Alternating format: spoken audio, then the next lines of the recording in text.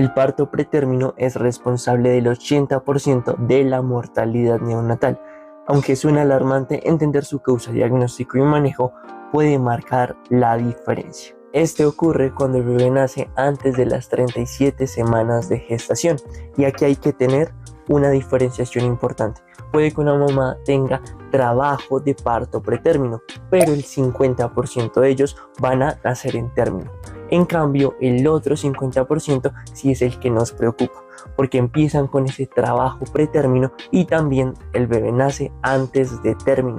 Y esto es muy importante, ya que entre más antes nazca de las semanas a término, que esto es de la 38 a la 40, pues significa que más problemas para el bebé pueden haber. Y este ocurre por 3 razones principales.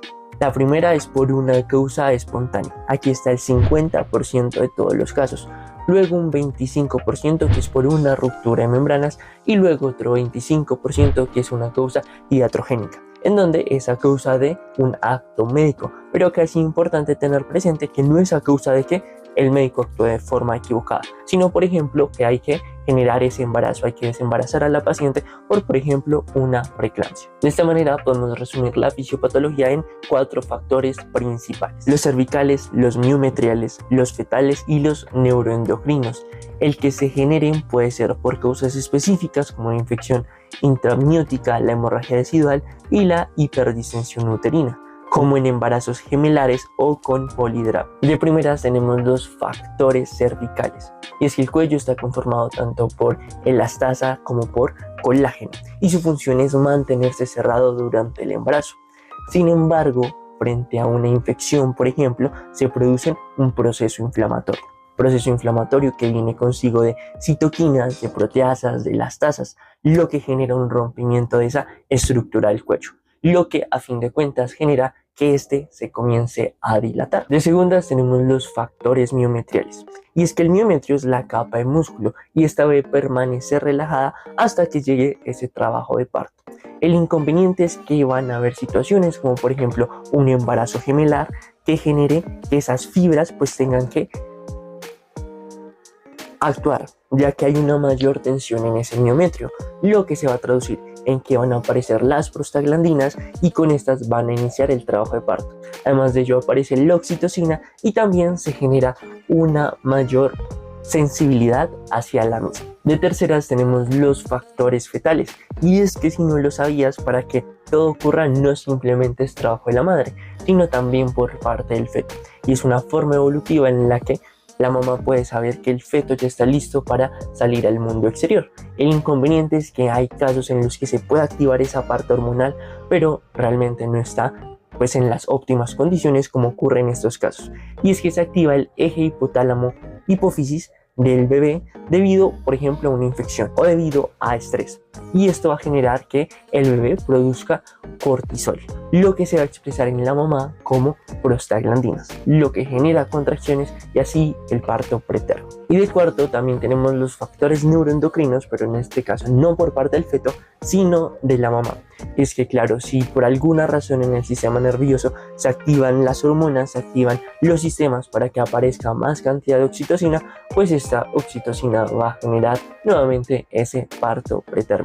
Acá nosotros podemos pensar que tal vez es una exageración esa cifra de mortalidad que te mencioné, porque qué más da una semana más, una semana menos, que esté fuera o dentro del vientre, pero realmente no es así, porque cada semana tiene una gran importancia. Tanto es así que la edad es el mejor predictor de sobrevida antes de la semana 29.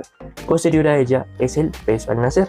Y esto nos lo muestra la siguiente tabla, que vemos como en cada semana la sobrevida aumenta drásticamente. Pero también algo increíble es ver como ya desde la semana número 23 este feto ya tiene probabilidades de vivir fuera del vientre. Así que, nosotros ¿cómo hacemos para diagnosticar que una mamá está en trabajo pretérmino? Lo primero es tener claro las semanas de gestación. Va a ser por encima de la 20 claramente, pero también por debajo de esa 37, porque si no, ya hablaríamos de un bebé a término. De segundo y muy importante son las contracciones que está sintiendo la mamá.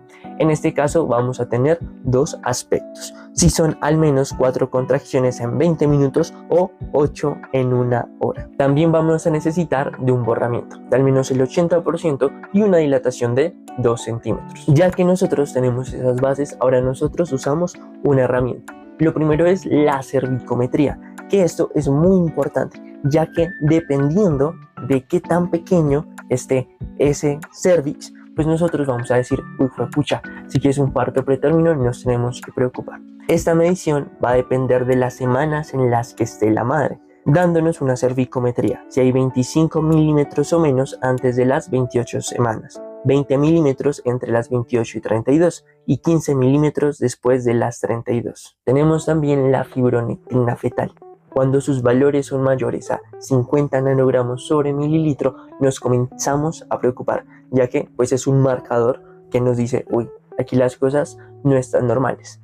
Esto debido a que es una proteína que se produce en el corión y se localiza en la decidua basal junto al espacio intervelloso, columnas de las células del citotrofoblasto y las membranas coriónicas, lo que nos hace intuir que participa en la implantación y unión uteroplacentaria. Así que si hay altos niveles de esta es porque hubo un rompimiento que pues, va a poder generar ese parto preterno. Y en caso de que nosotros no contemos con cervicometría, que es lo mejor que podemos hacer en este caso, pues tenemos otra prueba.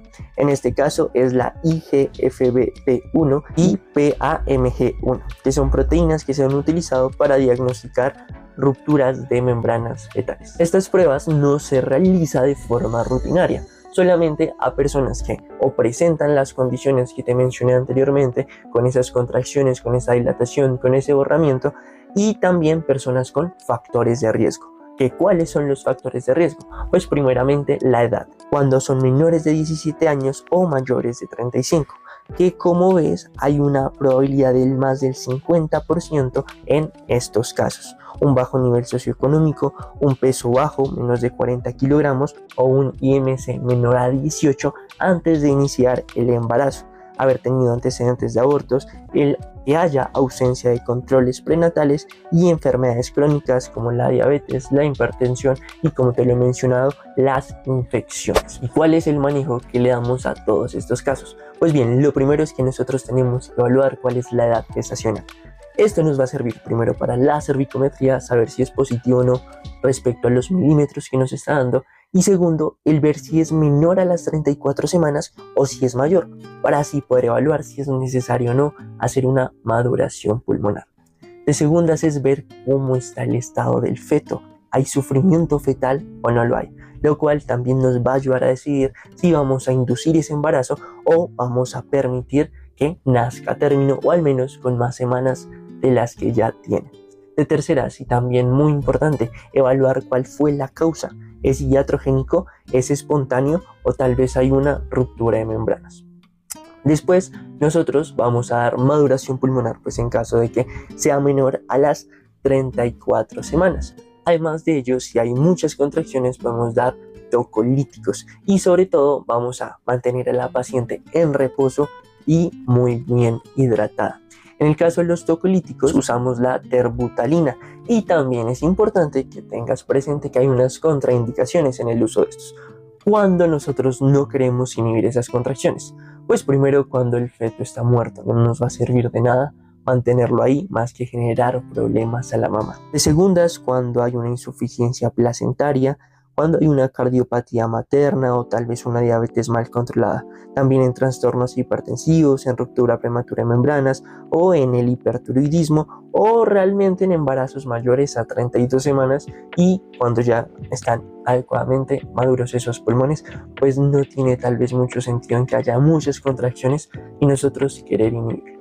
Así que bien, esto es lo que vamos a ver sobre la parte del parto prematuro. Espero que te haya servido, y si quieres saber más de estos temas, acá te dejo varios videos que te pueden ser de ayuda para entender mejor ese tema y ver temas similares que te harán un mejor médico. Nos vemos en el siguiente.